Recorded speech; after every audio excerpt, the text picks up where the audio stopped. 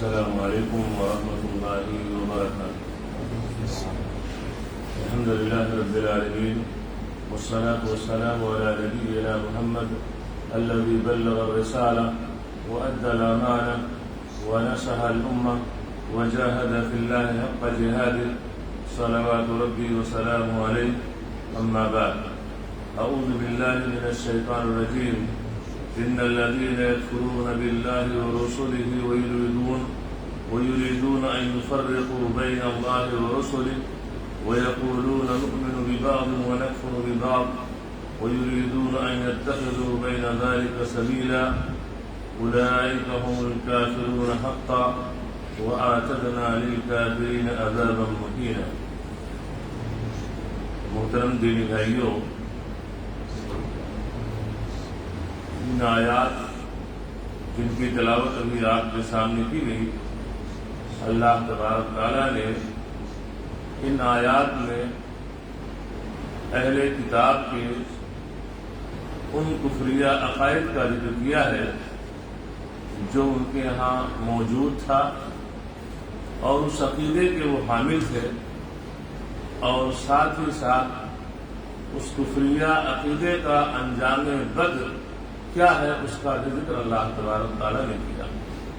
چنانچہ اللہ تعالیٰ نے فرمایا کہ جو لوگ اللہ کے ساتھ اور اس کے پیغمبروں کے ساتھ بھیجے ہوئے رسولوں کے ساتھ کفر کرتے ہیں،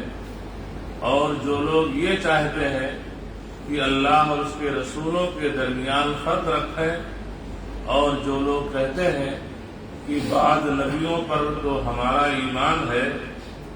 اور بعض پر ہمارا ایمان نہیں ہے، اور چاہتے ہیں کہ اس کے درمیان راہ نکالیں، تو یقین مانو کہ یہ سب لوگ اصلی کافر ہیں، اور کافروں کے لیے ہم نے رسوا کن عذاب تیار کر رکھا ہے۔ ہم سب کو معلوم ہے کہ اہل کتاب یعنی یہود و نصارہ، یہودیوں کے یہاں یہ تھا کہ وہ موسیٰ علیہ السلام کو مانتے تھے، اور عیسیٰ علیہ السلام کا ان کے یہاں انکار تھا۔ عیسائیوں کے یہاں یہ تھا کہ وہ عیسیٰ علیہ السلام کو مانتے تھے اور محمد صلی اللہ علیہ وسلم کے منکر تھے۔ تو ظاہر سی بات ہے کہ یہ ایک مومن کا اور ایک انسان کا یہ سیوا نہیں ہے، بلکہ جس طریقے سے اللہ تعالیٰ پر ایمان رکھتا ہے انسان، ایسے ہی اللہ کے بھیجے ہوئے رسولوں پر ایمان رکھنا ہے۔ ہم اور آپ ارکان اسلام، ارکان ایمان پڑھتے ہیں۔ ارکان ایمان یہ 6 ہیں، ایمان کے 6 ارکان ہیں، 6 پلرز ہیں۔ اس میں سے یہ بھی ہے کہ انسان اللہ کے بھیجے ہوئے رسولوں اور پیغمبروں پر ایمان رکھے۔ اب چاہے ان پیغمبروں کا ذکر ان کے نام کے ساتھ قرآن میں ہو تو بھی ان کا ذکر نہیں بھی ہے، مجمل رسول کا ذکر آیا ہے، تو ایک مومن کو ان تمام بھیجے ہوئے رسولوں پر جن کی تعداد 1 لاکھ سے زیادہ ہے، سب پر انسان کو ایمان رکھنا ہے، اور یہ کہ یہ اللہ کے بھیجے ہوئے رسول اور پیغمبر تھے، اور یہ ہے کہ مختلف وقت میں مختلف جگہوں پر مختلف قوموں میں بھیجے گئے، اور تمام انبیاء اور رسول کا مشن ایک ہی تھا، اور انہوں نے اپنی اپنی قوموں کو دعوت دی کہ تم اللہ کی عبادت کرو، اللہ ہی کو نفع نقصان کا مالک سمجھو، جیسا کہ اللہ تبارک تعالیٰ نے فرمایا وَمَا أَرْسَلْنَا مِن قَبْلِكَ مِن رَّسُولٍ إِلَّا نُوحِي إِلَيْهِ أَنَّهُ لَا إِلَٰهَ إِلَّا أَنَا فَاعْبُدُونِ، کہ ہم نے آپ سے پہلے جتنے بھی رسول بھیجے سب کو ہم نے یہی پیغام دیا، یہی ان کی طرف یہی وہی کی کہ ان اعبدوا اللہ، اللہ کی عبادت کرو۔ تو انبیاء جو بھی آئے ان سب کی دعوت کا نچوڑ، دعوت کا لب لباب اور اس دعوتی مشن کا ایک رول ہی تھا کہ سبوں نے اللہ کی طرف اور اللہ کی وحدانیت کی طرف دعوت دی۔ تو اہل کتاب کا یہ کہ بعض رسول کو ماننا اور بعض کا انکار کرنا، اور یہ کہنا کہ ہم تو بعض نبیوں پر ایمان رکھتے ہیں اور بعض کا انکار کرتے ہیں، یہ جو دین کے اصول ہیں اور جو ضوابط ہیں اس کے مخالف چیز ہے، اور اسے اللہ تعالیٰ پسند نہیں کرتا ہے۔ اور اسی لیے ان لوگوں نے اتخذوا بین ذلک سبیلا کہ اس کے درمیان راہ نکالے، اور وہی کہ یہودی کہتا ہم یہودی ہیں، ہم عیسائی نہیں ہیں، عیسائی کہتا ہے کہ ہم عیسائی ہیں، ہم یہودی نہیں۔ تو انہوں نے ایک راستہ نکالا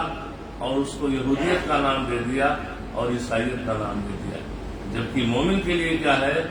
اللہ تبارک تعالیٰ نے ایک انسان کے لیے جو ایمان کا معیار رکھا ہے، وہ ایمان کا معیار جو صحابہ کرام کا ایمان تھا، اللہ تعالیٰ نے فرمایا فَإِنْ آمَنُوا بِمِثْلِ مَا آمَنْتُمْ بِهِ فَقَدِ اهْتَدَوْا۔ فَإِنْ آمَنُوا، اگر وہ ایمان ویسے ہی لاتے ہیں جیسے تم لوگ ایمان لائے، جیسے صحابہ کرام کا فَإِنْ آمَنُوا بِمِثْلِ مَا آمَنْتُمْ بِهِ، جیسے تم صحابہ کرام کا ایمان تھا وہی ایمان اور ایمان کا وہی معیار ہوگا، فَقَدِ اهْتَدَوْا، تو یہ سمجھیے کہ ایسے لوگ ہدایت یافتہ ہیں۔ صحابہ کرام کا ایمان کیا تھا؟ صحابہ کرام کا ایمان نبی کریم صلی اللہ علیہ وسلم کی لائی ہوئی شریعت پر پورے طور سے عمل کر لینا اور نبی کریم صلی اللہ علیہ وسلم کے حکم کو اپنا لینا اور اس کے اندر کسی قسم کا چوں چرا نہ کرنا، صحابہ کرام کا بھی تو ایمان تھا۔ یہ صحیح مسلم کی حدیث کہ اللہ کے رسول صلی اللہ علیہ وسلم نے ایک صحابی ایک انسان کے ہاتھ میں اس کی انگلی میں سونے کی انگوٹھی دیکھی، سونے کی انگوٹھی دیکھی، اس انگوٹھی کو نکالا اور پھینک دیا اور کہا کہ سونا یعنی گولڈ یہ میری امت کے مردوں پر حرام ہے۔ کہیں نیند میں رہتے ہوئے سونا نہ سمجھ لیجیے کہ جو انسان سوتا ہے، تو مولوی صاحب نے کہہ دیا کہ مردوں کے لیے سونا حرام ہے، تو وہ سونا نہیں ہے جو رات میں دن میں آپ آرام کرنے کے لیے سوتے ہیں، یہاں پر گولڈ ہے کہ میری امت کے مردوں پر گولڈ یہ حرام ہے۔ تو اللہ کے رسول صلی اللہ علیہ وسلم چلے گئے، جو صحابہ کرام موجود تھے، انہوں نے کہا خود خاتمت وانتقلی، کہ تم اپنی انگوٹھی کو اٹھا لو، اس کو کام میں لے آنا۔ مطلب یہ کہ ٹھیک ہے کہ تمہارے لیے اس کا پہننا درست نہیں ہے، لیکن اس کو تو کام میں لایا جا سکتا ہے، بیچا جا سکتا ہے، گھر کی خواتین ہیں ان کے لیے اس طریقے سے اس کو فائدہ اس سے اٹھایا جاتا ہے۔ لیکن صحابی کا ایمان دیکھیے، کہتے ہیں کیف آخذہ وقد کرہ النبی صلی اللہ علیہ وسلم، کہ اب میرے اندر یہ جرأت کہاں سے ہو سکتی ہے، میں اپنے اندر یہ جرأت اور ہمت کیسے لاؤں کہ میں اس انگوٹھی کو اٹھا لوں، اس انگوٹھی کو اللہ کے رسول صلی اللہ علیہ وسلم نے میری انگلیوں سے نکال کے پھینک دیا۔ یہ ایمان ہی تو تھا، اس کو کہتے ہیں ایمان، کہ اللہ کے رسول کا حکم آپ نے یہ کہہ دیا کرنا ہے، اس کے اندر چوچرا کی گنجائش نہیں۔ صحابہ کرام کو ایمان ہی تو تھا کہ جب مدینہ کے اندر بیٹھے ہوئے اور شراب کا جام چل رہا تھا، شراب نوشی ابتدائی اسلام میں جائز تھے، جب شراب پینے کی حرمت کی آیتیں نازل ہوئیں، حرمت کا اعلان ہو گیا قیامت تک کے لیے، امت محمدیہ کے لیے اس چیز کا پینا استعمال کرنا یہ حرام ہے۔ جب اللہ کے رسول صلی اللہ علیہ وسلم کی طرف سے کائندہ یہ مدینہ کی گلی کوچوں میں یہ اعلان کر رہا ہوتا ہے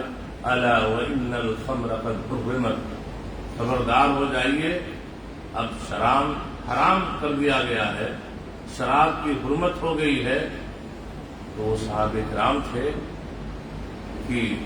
جن برتنوں میں گھروں کے اندر شراب اسٹور کر کے رکھے گئے تھے،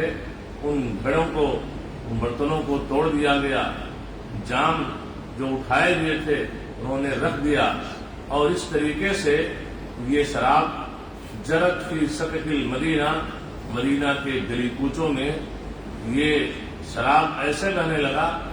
جیسے کہ آسمان سے بارش نازل ہوئی ہو۔ وہ بھی تو صحابہ کرام تھے نا۔ آج کا مسلمان ہوتا تو کیا کہتا؟ مولوی صاحب نے جمعہ کے خطبے میں بیان کیا ہے، لیکن ٹھیک ہے، اب آئندہ جمعہ سے ہم نماز پڑھنا شروع کر دیں۔ ٹھیک ہے جو کر رہے ہیں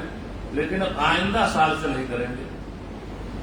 یا جو کچھ موجود ہے اس کو کھا لیتے ہیں پی لیتے ہیں، آئندہ یہ چیز نہیں لائیں گے۔ آج کے کلمہ گو مسلمانوں کا مثال ہے یہ ہے کہ فَإِنْ آمَنُوا بِمِثْلِ مَا آمَنْتُمْ بِهِ فَقَدِ اهْتَدَوْا۔ ایمان کا معیار وہی ہے جو صحابہ کرام کا ایمان، اس جیسا ایمان آدمی لے آیا، ایمان کا جذبہ اس کے اندر ویسے ہی موجود ہے، فَقَدِ اهْتَدَوْا،